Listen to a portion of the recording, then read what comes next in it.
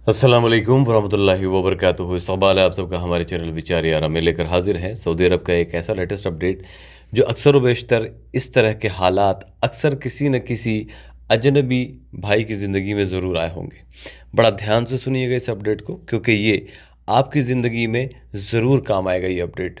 कई बार ऐसा होता है क्योंकि हम इंसान हैं और हमें जीना भी है तो मरना भी है। अपडेट कुछ इसी पर बेस्ड है। वो ये है कि साइक ख़ास के नए वीज़े पर आने वाले एक शख्स ने जवाज़ात से पूछा कि मुल्क आने से पहले कफ़ील का इंतकाल हो गया, जिसकी वजह से मुल्क पहुंचने पर इकामा नहीं जारी कराया जा सका। तनाज़ुल लेने के लिए यानी कि ट्रांसफ़र लेने के लिए क्या कार्रवाई होगी? क्या कफ़ालत में तब्दीली यानी कि कफ़ालत चेंज करने के लिए इकामा जारी कराना ज़रूरी होगा? अब इसका जवाब गौर से सुनिएगा। सवाल का जवाब देते हुए जवाज़ात का कहना था कि केस में मतूफ़ी के वरसा की तरफ से मुकर्रर किए जाने वाले नुमाइंदे यानी कि जो मरा उसके वारिस की तरफ से या वरसा की तरफ से मुकर्रर किया गया यानी फ़िक्स किया गया कोई नुमाइंदा या रिप्रेजेंटेटिव के ज़रिए जवाज़ात के दफ्तर से कांटेक्ट किया जाए, जहां एप्लीकेशन देने पर मामले को हल किया जाएगा।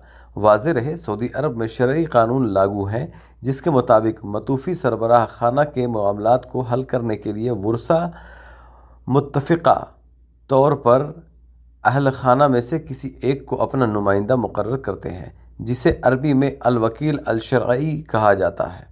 इस शख्स को, जिसे तमाम अहल खाना की तरफ से नुमाइंदगी का अख्तियार दिया जाता है, के लिए मुख्तारनामा बनाया जाता है जो अदालत के नोटरी सेक्शन से जारी होता है। मुख्तारनामे का बाकायदा ज़ेली अदालत में अंदराज यानी रजिस्ट्रेशन और उसकी तस्दीक यानी कि सर्टिफिकेशन की जाती है।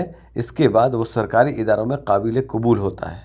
अगर किसी कफ़ील का इंतकाल हो जाए और उसकी ज़ेर कफ़ालत यानी उसकी अंडर स्पॉन्सरशिप गैर मुल्की काम करने वाले हों, तो इस सूरत में काम करने वालों के इकामों, कफ़ालत की तब्दीली यानी स्पॉन्सरशिप चेंज या ट्रांसफ़र या फ़ाइनल एग्ज़िट वगैरह के मामलात रुक जाते हैं, जिनके हल के लिए सरकारी इदारे से कॉन्टैक्ट करने के लिए वरसा की तरफ से मुकर्रर यानी फ़िक्स किए जाने वाले नुमाइंदे की ज़रूरत होती है।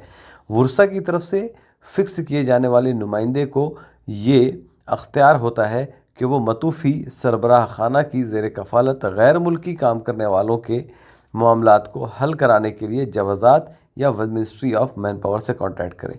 तो अगर आपका भी कोई कफ़ील था, अब वो मर गया, तो आप कफ़ील के घर में उसके बेटे से पूछिए कि आप जब वो मरा तो उससे पहले किसी को रिप्रेजेंटेटिव या फिर क्या कहते हैं कि उसको नुमाइंदा बना के गया है कोई, किसी बंदे को, किसी को अख्तियार है या नहीं है, तो वो बताएंगे कि हाँ फ़ला आदमी को है।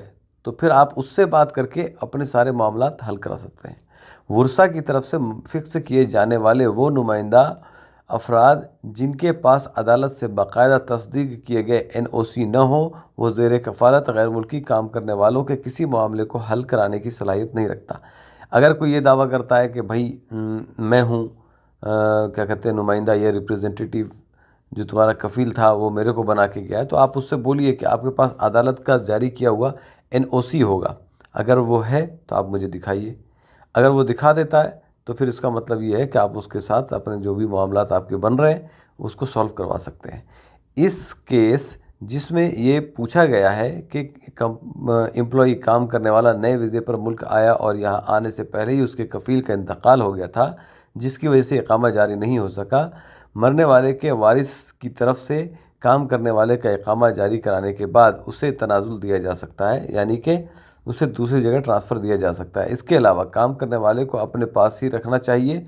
तो इस सूरत में अगर वो अपने पास रखना चाहे तो इस सूरत में काम करने वाले का इकामा कोई भी वारिस अपने नाम पर ट्रांसफ़र कर सकता है या किसी और के नाम पर ट्रांसफ़र किया जा सकता है, यानी मुंतकिल किया जा सकता है। अगर काम करने वाले को मुस्तकिल तौर पर वतन जाना हो, यानी हमेशा के लिए वतन जाना हो, तो इस सूरत में उसका इकामा जारी कराने से पहले जब प्रोबेशन पीरियड बाकी हो, यानी कि तजुर्बाती मुद्दत बाकी हो, तो काम करने वाले के इमिग्रेशन एंट्री नंबर के ज़रिए उसका फ़ाइनल एग्ज़िट वीज़ा जारी कराया जा सकता है। तो ये है पूरा प्रोसीजर जो मुझे लगा आप लोगों के साथ ज़रूर शेयर कर देना चाहिए। और ये बहुत ही इम्पोर्टेंट अपडेट है। इसी तरह के तमाम अपडेट आप हमारे चैनल पर पाएंगे अगर आप हमारे चैनल को सब्सक्राइब कर लेते हैं और बेल आइकन को ज़रूर दबा दीजिए ताकि हमारे चैनल पर अपलोड होने वाली हर वीडियो सबसे पहले आप तक पहुंचे। ये मुद्दा मेरे से कई बार पहले भी पूछा गया, जब मेरा चैनल पे करीब 2 लाख सब्सक्राइबर थे तब भी ये सवाल पूछा गया, तब भी मैंने बनाया था, लेकिन प्रॉपर आंसर इतना क्लियर नहीं था जितना अब है इस अपडेट में। तो मेरा यही कहना रहेगा हमेशा आपसे कि आप चैनल को ज़रूर सब्सक्राइब कर लें।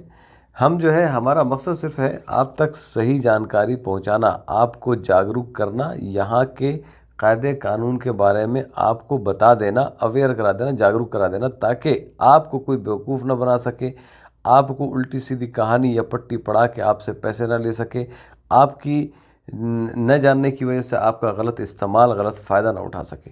जब आपको सारे कायदे कानून पता होंगे तो आप खुद उसको पढ़ा देंगे कि भैया हमें सब पता है, तू हमें मत बता क्या है कहानी।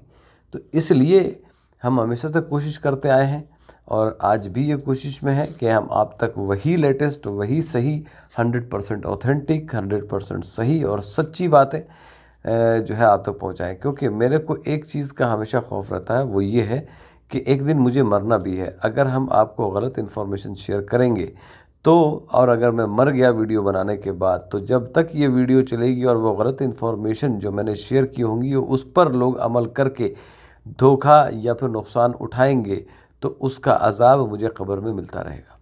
तो मैं ऐसा नहीं चाहता।